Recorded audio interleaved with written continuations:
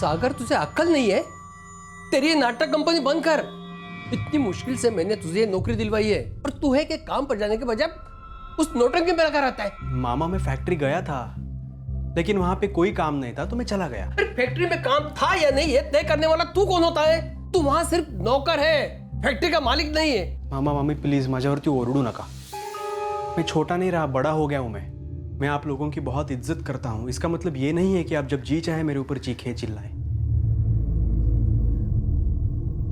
और अब मैंने फैसला लिया है कि मैं आप लोगों के साथ नहीं रहूंगा, अलग सा रहूंगा भाड़े के घर में। तो ये क्या कह रहा है? तू भूल गया? 5 साल का था तू, तब हम तुझे यहाँ इगतपुरी लेके आए थे, पाल पोस कर इतना बड़ा किया है। देखिए आप दोनों ने मेरे लिए जो किया उसके लिए मैं हमेशा एहसानमंद रहूंगा आपका, लेकिन ये सब और नहीं होगा मुझसे।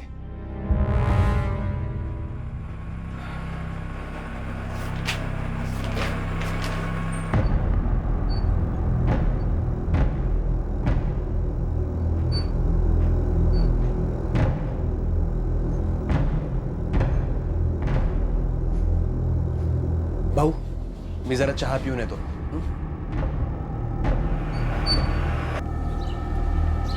सागर, मेरे को तेरी मदद चाहिए।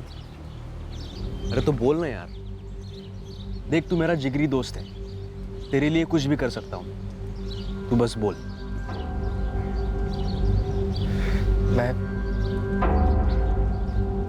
मैं आई को मारना चाहता हूं। योगेश तू पागल हो गया है? कैसी बहकी बहकी बातें कर रहा है तू? अरे वो आई है तेरी, और मैंने भी उन्हें हमेशा आई ही माना है। अरे वो प्यार करती है तुझसे। किसी और को भी बहुत प्यार करती है। नहीं, इतने साल हो गए बाबा को गया, आई का लफड़ा चल रहा है किसी के साथ। मैं दिन भर काम के लिए बाहर घूमता रहता हूँ और घर पे जाऊँ तो ये ताने मारने को बैठ जाती है। वो चाहती ही नहीं है कि मैं घर पे रहूँ। अगर मैं घर पे नहीं रहूंगा तभी तो वो उसे बुला सकेगी ना। मेरा दिमाग खराब हो रहा है यार, तू मेरी मदद करेगा कि नहीं?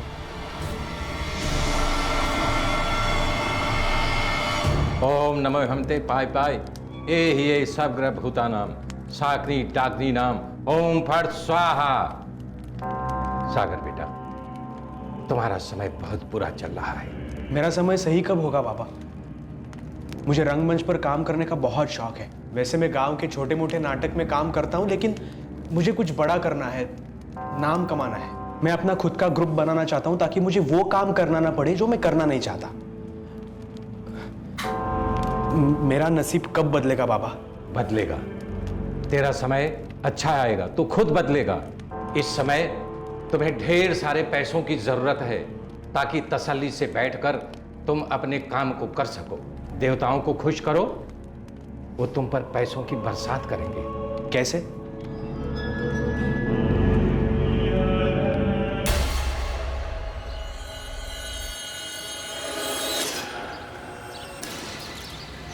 ठीक है।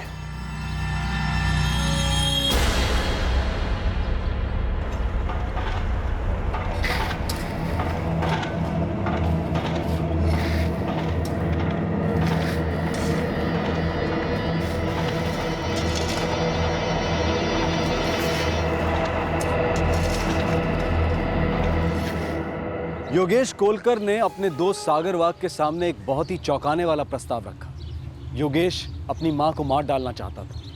इस विचित्र केस ने एक नया मोड़ तब लिया जब दोनों दोस्त इस जुर्म को करने के रास्ते पर चल पड़े।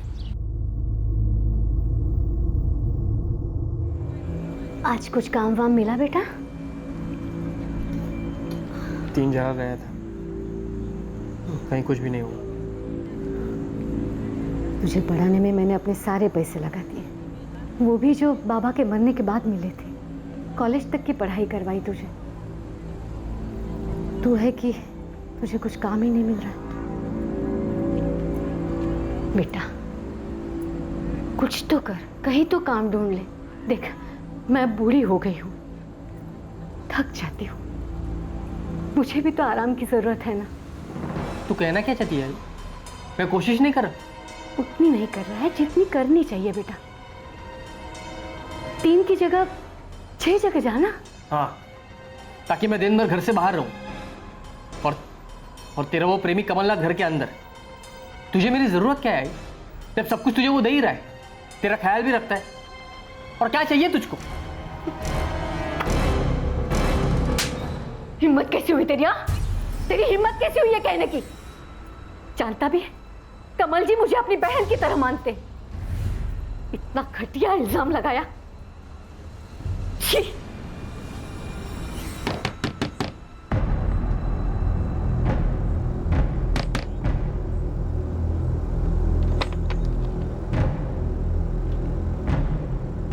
नमस्ते आई। नमस्ते बेटा। अपनी दोस्त को भी थोड़ी सी अक्ल दे दे, दिमाग सड़ गया इसका। चल सागर, बाहर चलते हैं। चल।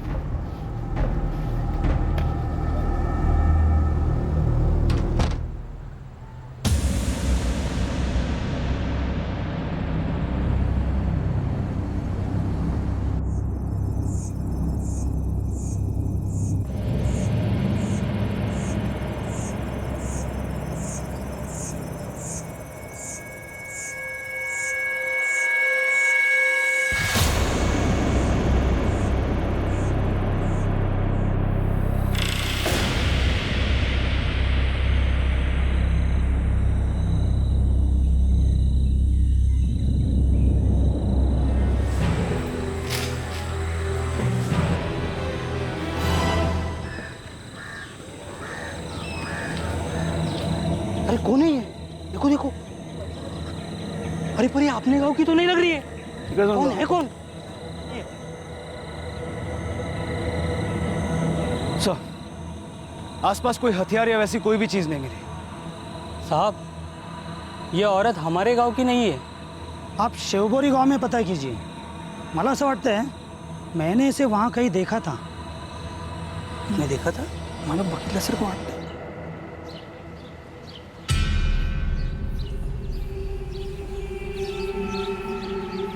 ये तो दामिनी ताई है, दामिनी कोलकर।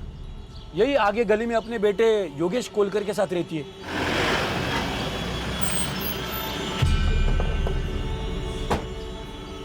दामिनी कोलकर यही रहती है? हो साहेब. उनका बेटा योगेश कहाँ है? काय झालं साहेब? हमें दामिनी कोलकर की लाश मिली है। यही है वो? हो साहेब, ये तो दामिनी ताई है, लेकिन ये तो कल अपने बेटे के पास नासिक जाने को निकली थी। कल 12 तारीख को? हो साहेब. ताई, किधर जा रही है? आगे नासिक जा रही हूँ। योगेश को नौकरी मिली है वहाँ, भाड़े पे घर भी लिया है, बुलाया है मुझे। अरे वाह, ये तो बहुत अच्छी खबर सुनाई। चल ये ते, देर हो रही है। हाँ। आपको पता है योगेश नासिक में कहाँ काम करता है? माहिती नहीं साहेब, पर मेरे को इतना मालूम है कि उसको अभी अभी नौकरी लगी थी। पर दामिनी ताई के साथ ऐसा सब हो गया। किसने मारा होगा साहब? किसी तेज धार के चाकू से गला काटा है और लाश अभी सड़ना भी शुरू नहीं हुई। इन्हें मरे हुए 24 घंटे भी नहीं हुए। आज 13 तारीख है, मतलब कल 12 तारीख को दोपहर को इसको मारा होगा। हाँ, मुझे भी यही लगता है।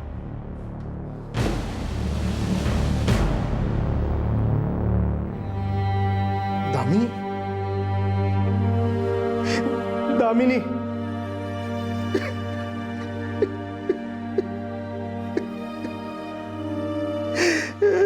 सर ये कमलनाथ है, दामिनी जहाँ काम करती थी उसी कंस्ट्रक्शन साइट के कॉन्ट्रैक्टर।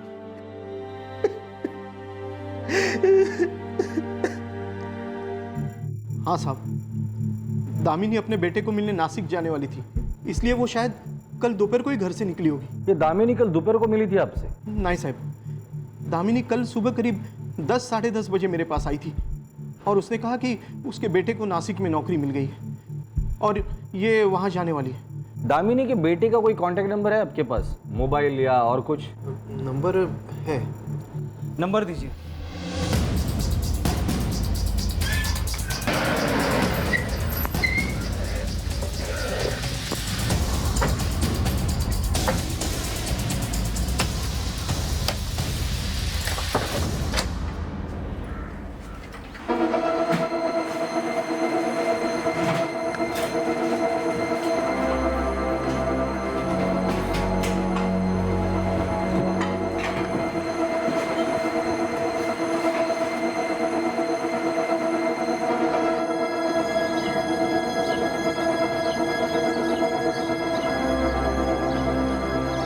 बघा काही दिसतंय का?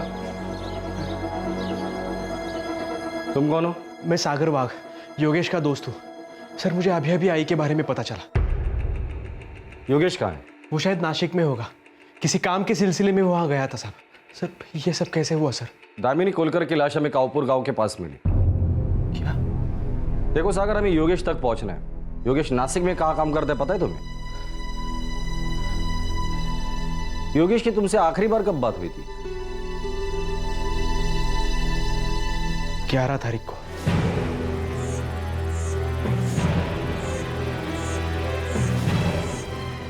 नहीं, योगेश ऐसा नहीं कर सकता, नहीं कर सकता। सागर वाघ, योगेश का दोस्त, जिसे योगेश ने यह बताया था कि वो अपनी मां का कत्ल करना चाहता है और उसने योगेश को इस काम में साथ देने का वादा भी किया था। वो दोस्त ये सुनकर पूरी तरह से टूट गया कि दामिनी अब इस दुनिया में नहीं है और उसकी किसी ने हत्या कर दी है। तो आखिर इस बीच ऐसा क्या हुआ था? सागर, क्या योगेश ही अपनी मां का खून करके फरार हो गया है? नहीं सर, योगेश ऐसा नहीं कर सकता। सर, योगेश के फोन की लास्ट लोकेशन निदालतुरी गांव के पास है, 12 तारीख। निदालतुरी का? ये कावपुर के आगे वाला गांव है जो नासिक जाने के रास्ते पर पड़ता है। सब। और 13 तारीख को ही दामिनी की लाश हमें कावपुर गांव के पास मिली थी।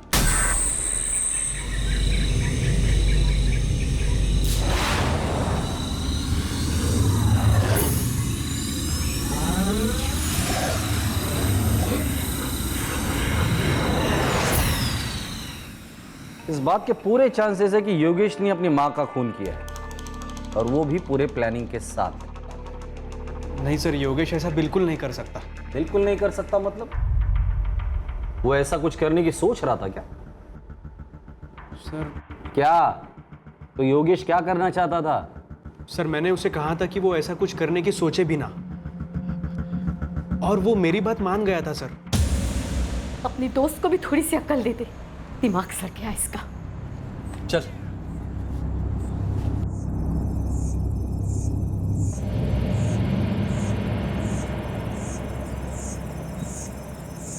यार तेरी आई तेरे लिए परेशान है और इसीलिए वो तेरे पीछे पड़ी रहती है। बेकार में पता नहीं क्या क्या सोचता रहता है। क्या बेकार में सोचता हूँ मैं? वही जो उसके और कमलनाथ के बीच चल रहा है। कमलनाथ और दामिनी? ऐसा क्या था इन दोनों के बीच? सर योगेश के बाबा मतलब आई के पति एक कंस्ट्रक्शन साइट पे काम किया करते थे। 15 साल पहले एक एक्सीडेंट में उनकी मौत हो गई और फिर उसी कंस्ट्रक्शन साइट पे आई ने उनकी जगह ले ली। आई और कमलनाथ जी के बीच काफी नजदीकी रिश्ता था, पर योगेश हमेशा यही मानता था कि उन दोनों के बीच कुछ लफड़ा चल रहा है। लेकिन मैं दावे के साथ कह सकता हूँ साहब, ये गलत है। योगेश काफी परेशान था, वो ग्रेजुएट था, उसे नौकरी नहीं मिल रही थी और इसीलिए आई उसे ताने देती रहती थी। इसलिए वो अपने आई का खून करना चाहता था? सर मैंने उसे समझाया था कि वो ऐसा कुछ नहीं करेगा, उसने मेरी बात मान ली थी सर। वो अपने आई का खून करना चाहता था, हाँ या ना? मैंने उसे समझाया था सर, उसने ऐसा नहीं किया होगा।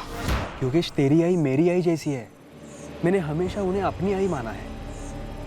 देख अपने मन में ऐसी चीजों को घर मत बनाने दे। जरा सोच, अरे कितनी मुश्किलों से पाला है उन्होंने तुझे। योगेश तू किस्मत वाला है कि तुझे ऐसी आई मिली है, नहीं तो मैं।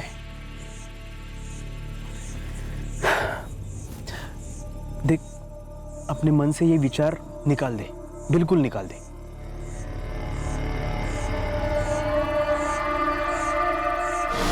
सर योगेश ने अपने मन से उस बात को निकाल दिया था सर। लेकिन उसके आई का तो मर्डर हो गया। नहीं, योगेश ऐसा नहीं कर सकता सर। तो फिर कौन कर सकता है? वो मुझे पता नहीं सर। देखिए मैं योगेश का बहुत अच्छा दोस्त हूँ और मैं दावे के साथ कह सकता हूँ कि ये काम योगेश का नहीं है।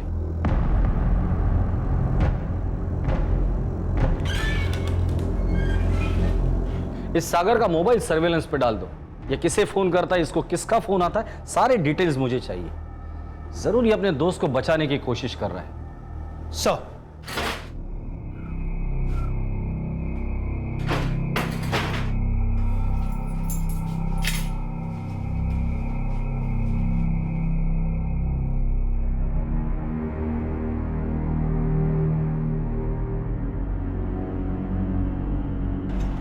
दामिनी मेरे लिए छोटी बहन जैसी थी और मुझे बड़े भाई का मान देती थी। और योगेश को तो कुछ और ही लगता था। साहब, अब किसी का शक और गलतफहमी हम कैसे दूर कर सकते हैं? क्या इस सिलसिले में कभी योगेश ने आपसे बात की थी? नहीं साहब, शायद इसलिए कि उसने अपने मन की सारी भड़ास अपनी माँ के ऊपर निकाल ली थी। योगेश का दोस्त सागर, उसका कहना है कि योगेश की माँ दामिनी योगेश से बहुत परेशान थी। हाँ साहब, बहुत परेशान रहती थी, बूढ़ी हो रही थी। उसने अपनी ज़िंदगी की सारी जमा पूंजी लगाकर योगेश को पढ़ाया, लेकिन ग्रेजुएट होने के बावजूद भी योगेश को कहीं नौकरी नहीं मिल रही थी। क्या ऐसा हो सकता है कि गुस्से में आकर योगेश ने अपनी माँ को मार डाला हो? मुझे नहीं पता साहब, नहीं पता मुझे। और योगेश का भी कहीं कुछ पता नहीं। मैं भी इस वजह से बहुत परेशान हूँ। आखिर योगेश कहाँ लापता है और वो अपनी आई को क्यों मारेगा?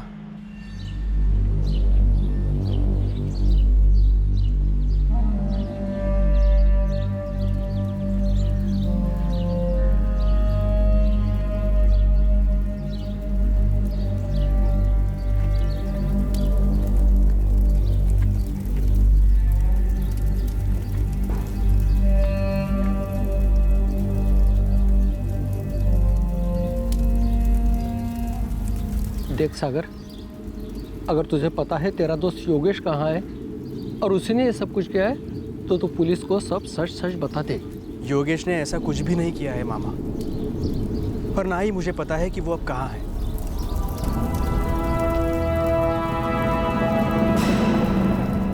तीन दिन बीत गए थे लेकिन अब तक योगेश का कोई सुराग नहीं मिला था। क्या सागर जानता था कि योगेश कहाँ है? क्या सब कुछ वैसा हुआ था जैसा उन लोगों ने प्लान किया था, या फिर प्लान में कुछ फेरबदल किया गया था और फिर पुलिस के सामने कुछ ऐसा आया जिसने इस केस की इन्वेस्टिगेशन को एक नई दिशा दे दी? सर, आज 16 तारीख है। दामिनी कोलकर की लाश को मिले हुए 3 दिन बीत चुके हैं। हम सागर के फोन को ट्रैक कर रहे हैं, लेकिन उसकी योगेश से कोई भी बात नहीं हुई। क्या सागर सच कह रहा है कि योगेश इसमें इन्वॉल्व नहीं है? हो सकता है सर। मैंने दामिनी की मौत के पहले के ही योगेश के सारे कॉल्स ट्रेस किए और एक बहुत ही चौंकाने वाली बात सामने आई है। क्या? सर, हम उसकी पड़ोसन रसिका और उस कॉन्ट्रैक्टर कमलनाथ की माने तो दामिनी अपने घर से नासिक जाने के लिए निकली थी, अपने बेटे योगेश के पास, जिसे वहां नौकरी मिली थी।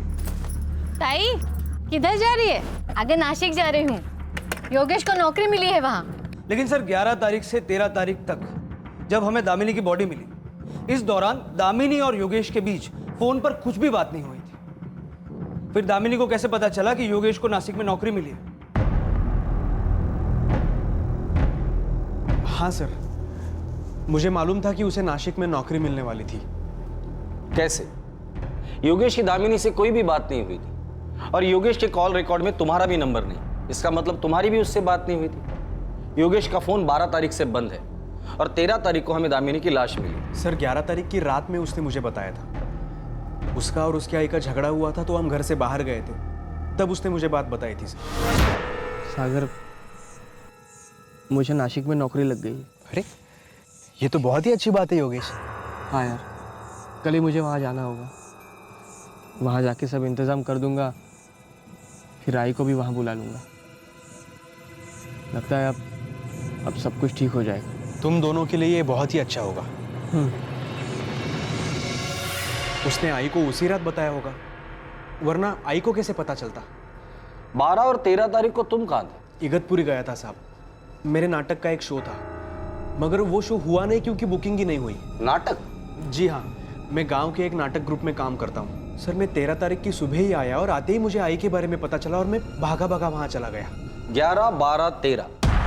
11 तारीख को रात को योगेश तुम्हें बताता है कि उसे नासिक में नौकरी मिल गई। 12 तारीख को शायद वो नासिक गया होगा। फिर उसने अपना फोन निदालतुरी जंगल में क्यों स्विच ऑफ किया? 13 तारीख को हमें दामिनी की लाश मिलती है, जिसका खून 12 तारीख को दोपहर को ही हुआ है। कहीं कुछ तो छूट रहा है। 12 तारीख को योगेश नासिक जाता है और उसी दिन उसकी आई भी नासिक जाती है, पर दोनों साथ नहीं जाते और फिर दामिनी का मर्डर हो जाता है। पता नहीं सर। ये बात तो साफ है कि 12 तारीख को योगेश शिवबोरी गांव में था, अपने घर में, क्योंकि सुबह 9:30 बजे उसने 2 SMS किए हैं, दोनों अलग नंबर पर, जिसमें से एक नंबर सुधीर दरेकर का है और एक किसी राजमाने का। ये सुधीर दरेकर और राजमाने कौन है? सर, ये हमारे ही गांव के हैं, योगेश के दोस्त हैं। सुधीर इगतपुरी के पास किसी होटल में काम करता है। 13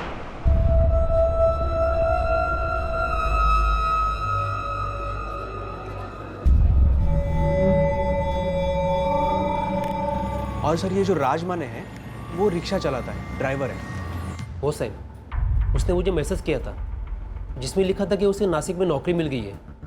मुझे भी यही मैसेज किया था और मैसेज करके मैंने उसे बधाई भी दी थी। जी मैंने भी।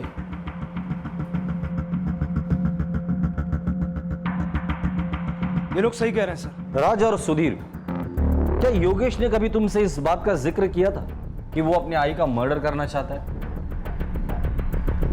नहीं सर। क्या योगेश ने तुम्हें फोन करके कभी ये बताया था कि नासिक में वो कहाँ काम कर रहा है? नहीं सर। नहीं सर, मुझे भी उसका कोई मैसेज नहीं आया। नासिक से इस योगेश कोलकर को ढूंढने के लिए इंफॉर्मेशन निकालो। मेरा शक और भी मजबूत होते जा रहा है कि इस योगेश ने ही अपनी आई का मर्डर किया है और नासिक में जाके कहीं छुपा बैठा है। सर मुझे लगता है कि सागर को यह सारी बात पता है। शायद, पर हमारे पास उसके खिलाफ कोई सबूत नहीं है।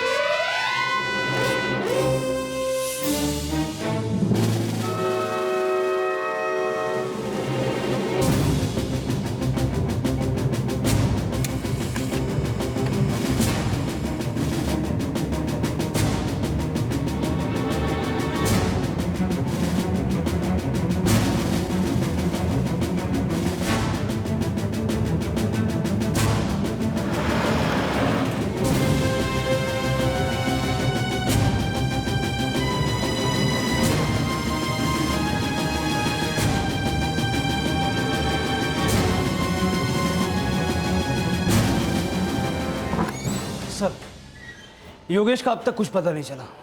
तो क्या योगेश हवा में गायब हो गया? सर ये तो अभी भी एक मिस्ट्री है, लेकिन इन सब में एक बात सामने आई है, सागर झूठ बोल रहा है। मैंने इगतपुरी और आसपास में पता किया, कहीं भी कोई भी प्ले या परफॉर्मेंस नहीं होने वाला था। और सर खास बात यह है कि 12 की सुबह को सागर के फोन की लोकेशन वही थी जो योगेश के फोन की थी। और अगर सागर की माने तो वो योगेश से आखिरी बार 11 तारीख की रात को मिला।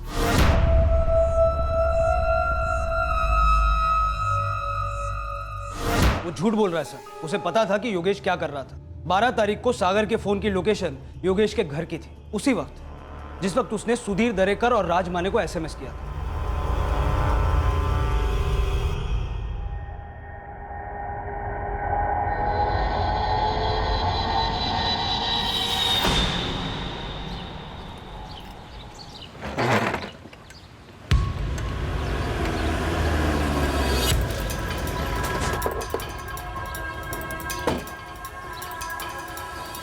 जी सर। योगेश कहाँ है? हम अच्छी तरीके से जानते हैं कि यह सारा प्लान योगेश का था और हो सकता है कि शायद तुम भी उसमें शामिल हो, क्योंकि योगेश ने सुबह जब अपने 2 दोस्तों को एसएमएस भेजा था, मुझे नासिक में नौकरी मिल गई है, तुम भी वहां थे। योगेश का तो नासिक में कोई आता पता ही नहीं है। योगेश को नासिक में नौकरी मिल गई है एक झूठ था अपनी मां को गुमराह करने के लिए, ताकि उसे वो वहां बुलाकर मार सके। क्यों, सच है नहीं? सर मैं इस बारे में कुछ नहीं जानता सर। देख सागर, हम लोग अच्छी तरीके से जानते हैं कि योगेश कहां छिपा है, ये सिर्फ तुम जानते हो। सीधे सीधे बता दो, वरना हम हमारी तरीके से उगलवा लेंगे। देखिए अभी इस वक्त वो कहाँ है मैं नहीं बता सकता, लेकिन वो 13 तारीख की रात में मेरे घर आया था सर। मतलब अपनी मां का खून करने के एक दिन बाद? जी।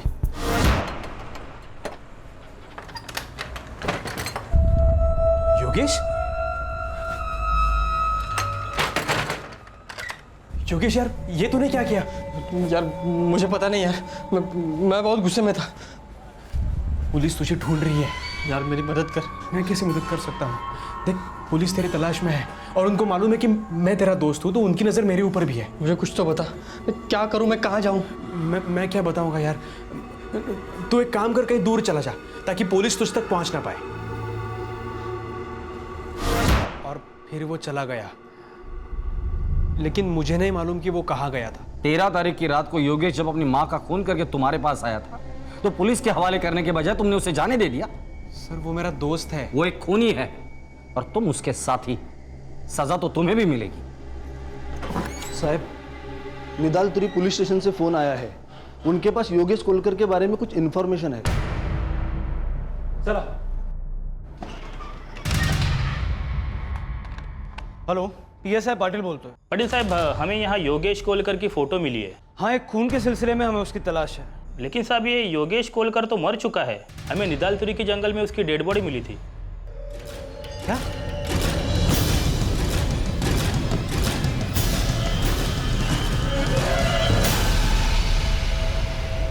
योगेश कोलकर की मां दामिनी कोलकर की हत्या हुई थी और अब योगेश कोलकर भी मरा हुआ पाया गया था। उसकी भी किसी ने हत्या की थी।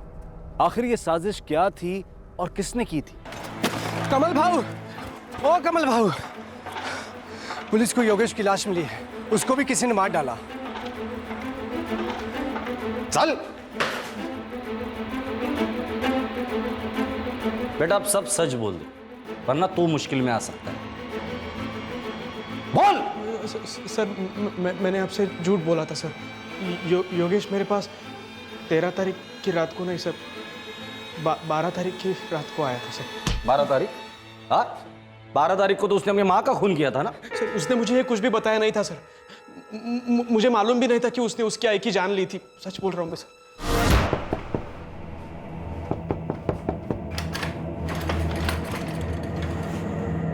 मैं आई से परेशान हो गया हूँ यार। तू ना बेकार की बातो't में दिमाग लगा रहा है। अरे वैसा कुछ नहीं है यार, मेरा दिमाग खराब हो रहा है। चल चल अपन बाहर जाओ। चल चल। और फिर मैं उसे बाहर ले गया। चलते चलते हम निदालतुरी के जंगल पहुंच गए। मैं पूरे रास्ते उसे समझाने की कोशिश कर रहा था कि इन ख्यालों को दिमाग से निकाल दे। समझ मेरी बात। सागर, कुछ समझाने का फायदा नहीं है। मैंने आई को जान से मार डाला। क्या? दोपहर को उसको मैंने नासिक आने को कहा और उसे ये भी कहा कि मैं कांवपुर गांव के पास उसका इंतजार करूंगा, और वही उसे जान से मार डाला। उसकी आई मेरी आई जैसी थी। वो ऐसा कैसे कर सकता था? मैं गुस्से से पागल हो गया।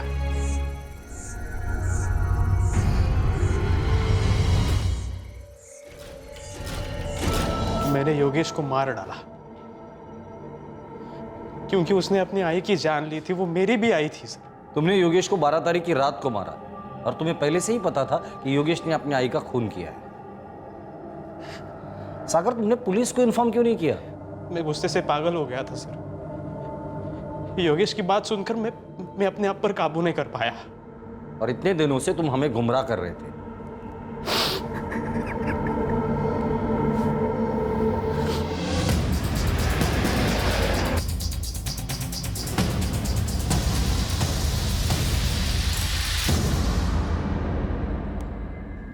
सर, वहाँ से गुजरने वाले एक आदमी ने पुलिस कंट्रोल रूम में इन्फॉर्म किया। हम इसे आइडेंटिफाई करने की कोशिश में थे।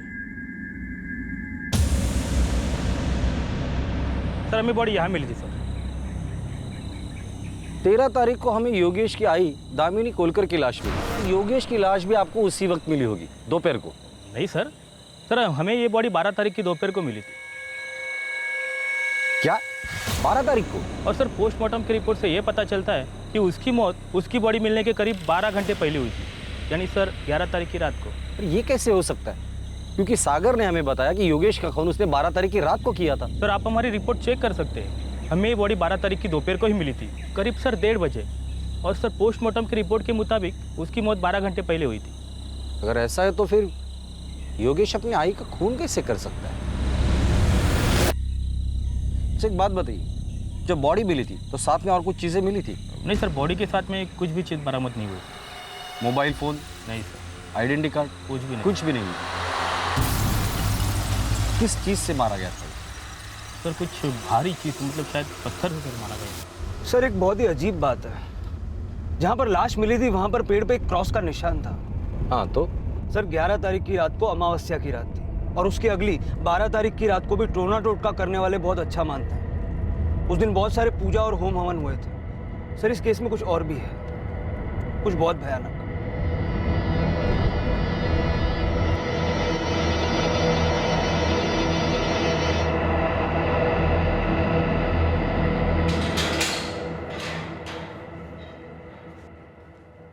कहानी सुनाने का बहुत शौक है ना तुझे, पर अब कहानी नहीं सुनूंगा, सिर्फ सच सुनूंगा। योगेश का खून 12 तारीख को नहीं 11 तारीख के रात को हुआ था, और योगेश की आई का खून 12 तारीख के दोपहर को हुआ था। तो योगेश अपनी आई का खून कर ही नहीं सकता। देख सागर, अब सिर्फ सच बोलना, वरना तेरी वो हालत करके रखूंगा कि कुछ बोलने के लायक ही नहीं रहेगा तू। ओम नमो हमते पाय पाय ये सब ग्रह भूता नाम साकनी डाकनी नाम ओम फट स्वाहा। सागर बेटा, तुम्हारा समय बहुत बुरा चल रहा है। देवताओं को खुश करो, वो तुम पर पैसों की बरसात करेंगे। कैसे? बलिदान। बलिदान। कैसा बलिदान बाबा? इस महीने की 11 और 12 तारीख की रात्रि पवित्र रात्रि है। इस रात्रि में बलिदान देने से तेरे किस्मत के दरवाजे खुल जाएंगे। किस चीज का बलिदान बाबा? दो बलिदान। तुम जहां बलिदान दोगे वहीं तुम्हें पैसा मिलेगा, और पैसों का पता भी वहीं होगा। सर, मैं बहुत डरा हुआ था सर, लेकिन बाबा ने कहा था कि पैसों की बारिश होगी। इतने पैसे मिलेंगे कि मैं मेरे सारे सपने पूरे कर सकूंगा। पहले तो मैंने सोचा कि मैं अपने मामा मामी को मार डालूं, लेकिन तभी योगेश मेरे पास आया सर। मैं आई को मारना चाहता हूँ। मेरे सामने मेरा दोस्त खड़ा था, और वो मुझसे एक ऐसे काम में मदद मांग रहा था जो मैं खुद करना चाहता था। वो 11 तारीख की रात थी, बहुत ही पवित्र रात। योगेश अपनी आई की वजह से बहुत परेशान था। सागर, समझ में नहीं आ रहा क्या? बहुत परेशान हो गया हूँ। चल शांति से बात करते हैं। चल। हम चलते चलते निदालतुरी के जंगल पहुंच गए। समझ में नहीं आ रहा ये सब क्या हो रहा है। कुछ भी हो यार, वो मेरी आई है, और मैं ये भी जानता हूँ कि वो बस मेरा भला चाहती है। मैं भी कितना घटिया इंसान हूँ, अपनी आई पर शक किया, उसको मारने का मन बनाया, जबकि उसने मुझे बड़ा करने के लिए, पालने के लिए कितना कुछ सहा है। गलती हो गई यार मुझसे, सच में बहुत बड़ी गलती हो। योगेश पछता रहा था, लेकिन इस बात का मुझ पर कोई असर नहीं हुआ। क्या कह रहा है तू? वो रात में नासिक चला भी गया? हाँ आई, उसको फोन आया कि उसे नासिक में नौकरी मिल गई है, तो उसी वक्त चला गया। और उसने मुझे कहा आपको लेकर आऊं, इसीलिए तो मैं आया हूं। देवाचीज कृपा रे बाबा, जो उसे नौकरी मिल गई। आज मैं अपने बेटे के लिए बहुत खुश हूं। मैंने तो हमेशा भगवान से उसके लिए अच्छी जिंदगी मांगी है। उसे नौकरी मिल गई, सब ठीक हो गया। आई, जल्दी से भी अपना सामान बांध लो, मैं घरी जाऊं नहीं तो फिर हम चलेंगे। ठीक है, अभी तैयार होती हूँ। मैंने योगेश के फोन से राज और सुधीर को एसएमएस किया और उसका फोन स्विच ऑफ कर दिया। उसके बाद मैं अपने घर चला गया। आई 12:30 के लगभग मेरे घर आई, और फिर हम निकल गए। बेटा, नासिक के लिए तो हमें हाईवे से बस मिल जाती, ये रास्ते से क्यों जा रहे हो? आई, कावपुर में मेरा एक काम है, हम वहीं से बस ले लेंगे, और ये रास्ता हमें कावपुर जल्दी पहुंचाएगा। आराम मत, सावकाश। आई, बहुत थक गई होगी, तो बैठ जाए यहाँ पे। हाँ बाबा। आई को देवा।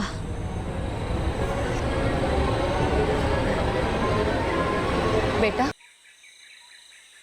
योगेश को कौन सी कंपनी में नौकरी मिली है? कंपनी अच्छी तो है ना? हाँ आई, बहुत ही अच्छी है कंपनी। पांडुरंगा, जहां तूने योगेश को मारा था, उसके सामने वाले पेड़ पर क्रॉस का निशान क्यों बनाया था?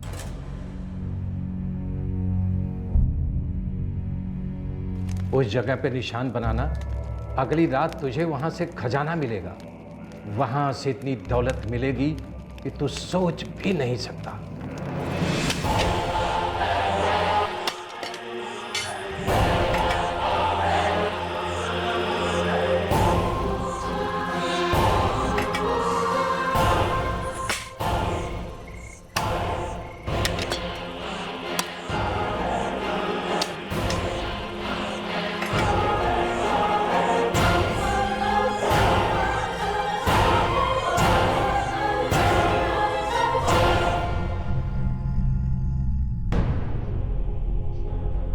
दामिनी कोलकर को जहां तूने मारा था वहां खुदाई क्यों नहीं की? सर, जहां मैंने योगेश को मारा वहां मुझे एक पैसा नहीं मिला, और आई को मारने के बाद मैं वहां नहीं जा पाया क्योंकि वहां पे पुलिस की तहकीकात शुरू हो गई थी। सागर, क्या तुम्हें सच में ऐसा लगता है कि ये सब करके तुम्हें पैसे मिल जाते? बाबा ने तो यही कहा था। सागर, इस बाबा पर भरोसा करके तूने 2 लोगों की जान ली। तेरा बचपन का दोस्त था, उसे तूने मार डाला। उसकी आई जो तुम्हें बेटे की तरह प्यार करती थी, इस बाबा के चक्कर में आके कितना बड़ा जुर्म किया है तुमने, पता है तुम्हें? लेकिन बाबा ने तो कहा था कि ढेर सारा पैसा मिलेगा।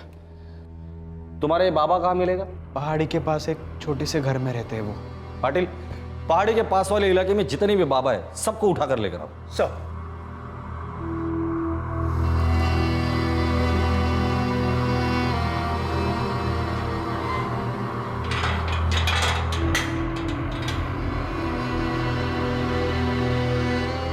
बहुत सारे बाबाओं को पुलिस स्टेशन में राउंड अप किया गया, लेकिन वो बाबा पुलिस के हाथ नहीं लगा जिसने सागर को ऐसा घिनौना अपराध करने के लिए उकसाया था।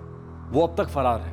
अपने गुनाह के लोगों की नजरों में आने के बाद से ही सागर बहुत ज्यादा परेशान था। वो इस वक्त जुडिशियल कस्टडी में है और अब भी अपने द्वारा किए गए अपराध की वजह से बहुत डिस्टर्ब्ड है।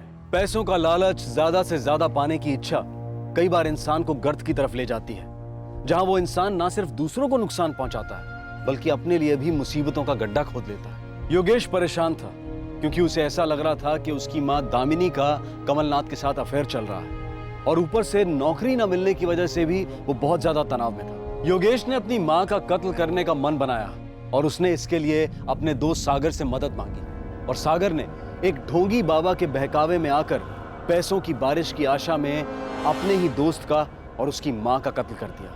बहुत सारा पैसा कमाने और अच्छी जिंदगी बनाने का सिर्फ एक ही रास्ता है, कड़ी मेहनत, और यही सत्य है, एकमात्र सत्य। कोई भी अपराध इंसान को अमीर नहीं बनाता, बल्कि इंसान के अंदर की इंसानियत को मारकर उसे पूरी तरह से खोखला कर देता है, और ऐसे में वो इंसान अपने साथ साथ दूसरों की जिंदगी भी दांव पर लगा देता है। इस बात को जानना, समझना और इससे सतर्क रहना बेहद जरूरी है कि जुर्म कभी भी किसी के लिए फायदेमंद साबित नहीं हो सकता।